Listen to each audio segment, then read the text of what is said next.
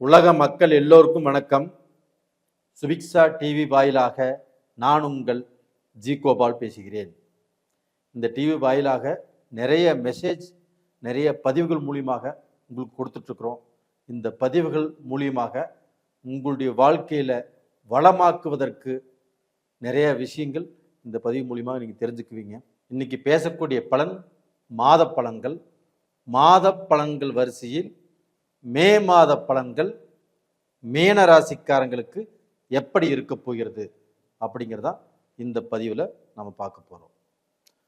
இந்த மீன ராசிக்கு இந்த மாத கிரக அடைவுகளை பார்க்கலாம். மீனத்திலேயே சனி பகவான், ராகு பகவான், சுக்கிர பகவான், புதன் பகவான், இந்த 4 கிரகங்களும் மீனத்திலே இருக்கிறாங்க. சூரிய பகவான் மேசத்தில், ரிஷபத்தில் குரு பகவான், கடகத்தில் செவ்வாய் பகவான், அது போக கேது பகவான் கன்னியில். இப்போ இந்த கிரகங்களுடைய அமைப்பு தான் மீனராசிக்காரங்களுக்கு. இது போக இந்த மாதத்தில் ராஜ கிரகங்களுடைய பெயர்ச்சியும் இருக்கிறது. குரு பகவானுடைய பெயர்ச்சி இந்த உலகமே எதிர்பார்க்கும் முக்கியமான பெயர்ச்சி. குரு பெயர்ச்சி, சுப கிரகத்தின் பெயர்ச்சி. அந்த பெயர்ச்சியாகப்பட்டது மே மாதம் 14ஆம் தேதி ரிஷபத்தில் இருக்கக்கூடிய குரு பகவான் பெயர்ச்சியாகி மிதுனத்துக்கு வர்றாங்க. அது போக ராகு கேது பெயர்ச்சி.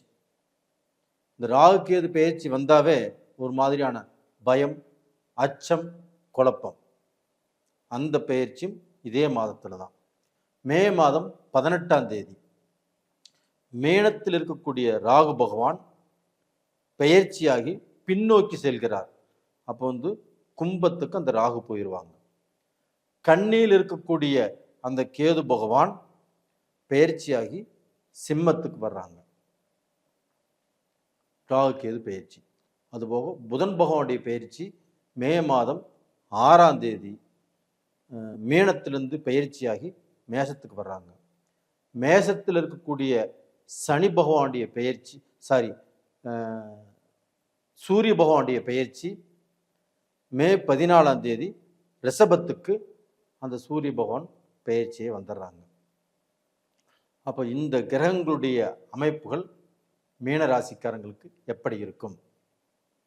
மீனராசி இப்போ ஜென்ம சனியுடைய துவக்கம்.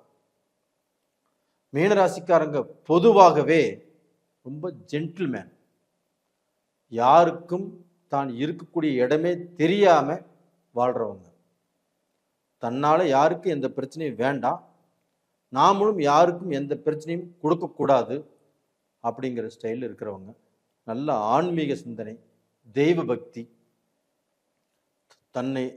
ஒருத்தர் தன்னுடைய காலை மிதிச்சா கூட சரி பரவாயில்ல போயிட்டு வாப்பா அப்படின்னு சொல்லக்கூடிய குணம்தான் உங்களுக்கு.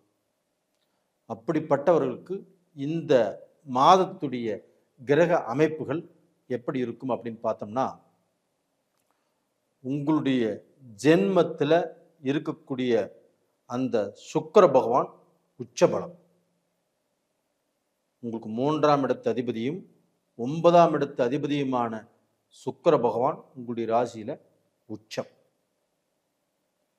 அப்போ உங்களுடைய ராசியில ஒரு கிரகம் உச்சம் ஆகுது அப்படின்னா அது மிகப்பெரிய யோகம். உங்களுடைய ராசி நாதன் குரு பகவான் உங்க ராசிக்கு 3ஆம் இடத்துல ரிஷபத்தில் இருக்கிறார் இந்த 14ஆம் தேதி வரைக்கும்.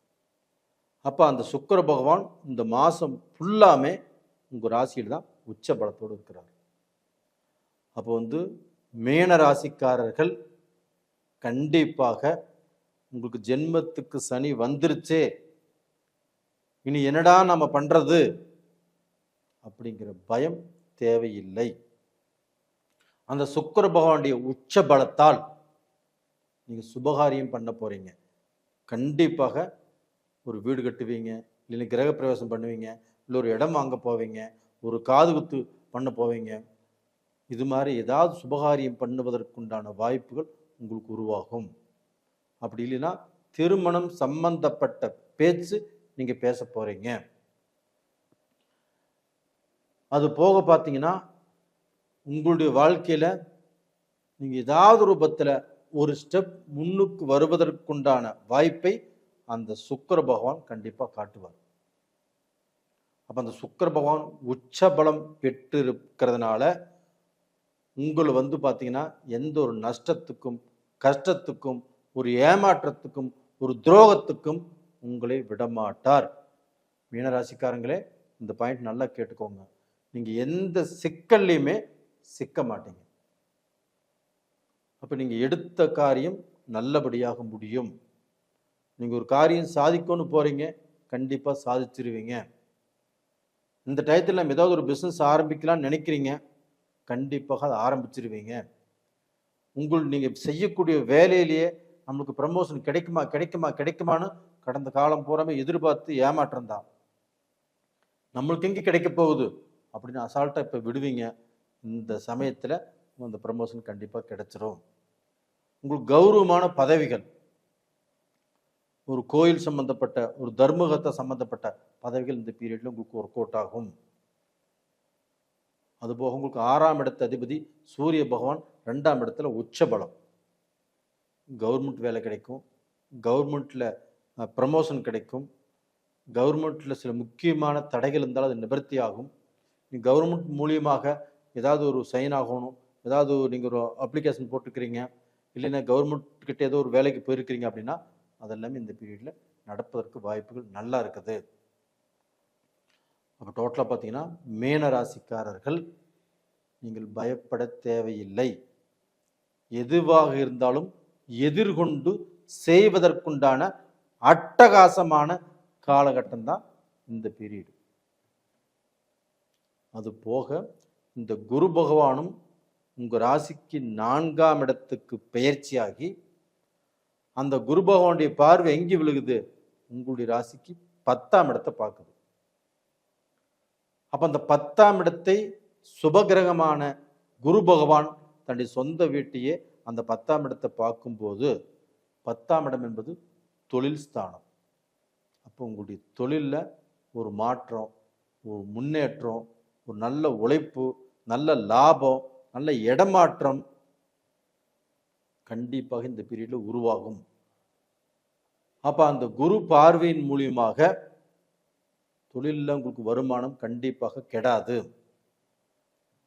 தொழிலில் வருமானம் வரும். ஆனால் அந்த வருமானத்தை நீங்கள் எதிர்பார்த்த மாதிரி அதை செஞ்சிருவீங்களா அப்படின்னா அந்த சனி பகவான் உங்கள் ராசிலேயே இருக்கிறார் இல்லையா, உங்கள் லக்னத்திலே இருக்கிறார் இல்லையா, அவர் நீங்கள் நினைச்ச மாதிரி செய்வதற்கு விடமாட்டார். நீங்கள் என்ன திட்டம் போட்டுக்கிறீங்களோ, நீங்கள் என்ன பிளான் பண்ணிக்கிறீங்களோ அந்த பிளான் பிரகாரம் அவர் நடப்பதற்கு கொஞ்சம் தடைகளை காட்டுவார். அதை மட்டும் கொஞ்சம் யோசனை பண்ணி நீங்கள் செஞ்சுக்கோங்க. இப்போ ஒன்றுமில்லை, ஒரு மாதம் பூரா வேலை செஞ்சு உங்களுக்கு 10ஆம் தேதி சம்பளம் வருது. நீங்கள் இந்தந்த காசுக்கு இந்தந்த பிளான் பண்ணி வச்சுருப்பீங்க. நீங்கள் பிளான் போட்ட பிரகாரம் கண்டிப்பாக நடக்காது. எதிர்பாராத செலவுகள் இந்த மாதத்தில் உங்களுக்கு வந்திருக்கும், இல்லை திடீர்னு ஏதோ ஒரு செலவு வந்திருக்கும். அப்போ நீங்கள் எதிர்பார்த்ததுக்கு மாற்றான சில பலன்கள் தான் இப்போ நடக்கும். அப்போ அதை கண்டு நீங்கள் பயந்துக்க வேண்டிய அவசியம் இல்லை. கண்டிப்பாக கொஞ்சம் அந்த சனி பகவான் ஜென்மத்தில் இருக்கிறதுனால கொஞ்சம் அது மாதிரி தடுமாறித்தான் ஒரு வேலையை செய்வீங்க. ஒரு முயற்சிகள் பண்ணினாலும் தடுமாறித்தான் நடக்கும். அதுபோக அந்த குரு பகவானும் உங்கள் ராசிக்கு 12ஆம் இடத்தை பார்க்குறாரு. அந்த 12ஆம் இடம் என்பது அயன சயன போகஸ்தானம். தாம்பத்திய வாழ்க்கை, குடும்ப சந்தோஷங்கள் கண்டிப்பாக நல்லா இருக்கும். கணவன் மனைவி உறவு முறை இந்த பீரியட்ல கண்டிப்பாக நல்லா இருக்கும். அது போக நல்ல நித்திரை வரும். அது போக இடம் மாற்றங்கள் உருவாகும். வெளிநாடு போவதற்குண்டான வாய்ப்புகள் உருவாகும். வெளிநாட்டில் உள்ளவங்களுக்கும் தொழில் மாறியோ இல்லை கம்பெனி மாறியோ ஒரு கண்ட்ரிலேருந்து இன்னொரு கண்ட்ரிக்கு போகக்கூடிய வாய்ப்புகளோ இதெல்லாமே கண்டிப்பாக உருவாகும். அப்போ சிங்கப்பூர், மலேசியா, புருனே, அது போக Australia, Canada, Japan, Indonesia, Switzerland, USA, இது மாதிரி வெளிநாட்டில் இருக்கிறவங்க சிலருக்கு பார்த்தீங்கன்னா இந்த மாற்றங்கள் உருவாகும். அந்த மாற்றங்கள் உருவானாலும் அது கண்டிப்பாக நல்லதுக்குன்னு எடுத்துக்கோங்க. அப்போ குழப்பம் இல்லாத வாழ்க்கை நீங்கள் வந்து 70% வாழலாம். மீதி 30% சனி பகவானால சில குழப்பங்கள் வரும். அதுக்கு வந்து பயந்துக்க வேண்டிய அவசியம் இல்லை. இது போக உங்களுக்கு 2ஆம் இடத்து அதிபதி செவ்வாய் பகவான் உங்கள் ராசிக்கு 5ஆம் இடத்துல நீச்சம். 9ஆம் இடத்து அதிபதியும் செவ்வாய் பகவான் தான். அப்போ அந்த செவ்வாய் நீச்சமானதுனால உங்களுக்கு வந்து பூமி வாங்குறதுல பிரச்சனை, ஒரு வீடு வாங்கணும்னு நினச்சாலும் பிரச்சனை, வீடு கட்டணும்னு நினச்சாலும் பிரச்சனை. இந்த மாதிரி குழப்பங்கள் இந்த 1 மாத காலத்துக்கு இருக்கும். அப்போ இந்த குழப்பங்களை நீங்கள் வந்து அந்த செவ்வாய் பகவான் நீச்சமாக இருக்குது அப்படின்னா அது தெரிஞ்சு அது மாதிரி குழப்பங்கள் கண்டிப்பாக கொடுக்கறதுக்கு வாய்ப்பு இருக்குது. அந்த குழப்பத்தை மிஞ்சி என்ன செய்ய முடியும்னு பாருங்கள், அதை செய்யுங்க. இது போக பார்த்தீங்கன்னா இந்த மீனராசியில் பிறந்தவங்களுக்கு திருமண ஏற்பாடுகள் தாராளமாக முயற்சி பண்ணுங்க, கண்டிப்பாக நடக்கும். அது போக மறுவாழ்க்கை அமைவதற்குண்டான வாய்ப்புகளும் நல்லா இருக்குது. 12ஆம் இடத்தை குரு பார்க்கறதுனால குடும்ப வாழ்க்கையும் நல்லா இருக்குது. எந்த கவலையும் பட வேண்டாம். இந்த பீரியடில் உங்களுக்கு அந்த 30% சில தடங்கல்களும் சில குழப்பங்கள் வரும். 70% நல்லா இருக்குது. நீங்கள் முயற்சி பண்ணுங்க, கண்டிப்பாக ஜெயிப்பீங்க, நல்லா இருப்பீங்க. மீனராசியில் பிறந்த பெண்கள் அதே மாதிரி தான். அவங்க வேலை, அவங்க ஜாப்பு, அவங்க குடும்பத்தில் நடந்துக்கக்கூடிய எல்லா விஷயங்களும் கொஞ்சம் தடுமாறி சில குழப்பங்கள் வந்து அதுக்கப்புறம் நல்லது நடக்கிறதுக்கு வாய்ப்புகள் இருக்குது. ஒன்றும் கவலைப்படாதீங்க, தைரியமாக இருங்க.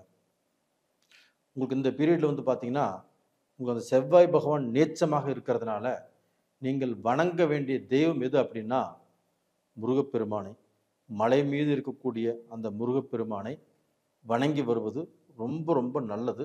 அது செவ்வாய்க்கிழமை நாளில் அந்த முருகரை வணங்கி வாங்க, கண்டிப்பாக நல்லா இருப்பீங்க. அது இந்த மாதத்தில் அந்த முருகனை வணங்குவது அப்படிங்கிறது ரொம்ப ரொம்ப நல்லது. டைம் கிடைக்கிறவங்க திருச்செந்தூர் முருகர் கோயிலுக்கு போயிட்டு வாங்க, அந்த தெய்வத்தை மனசார கும்பிட்டு வாங்க.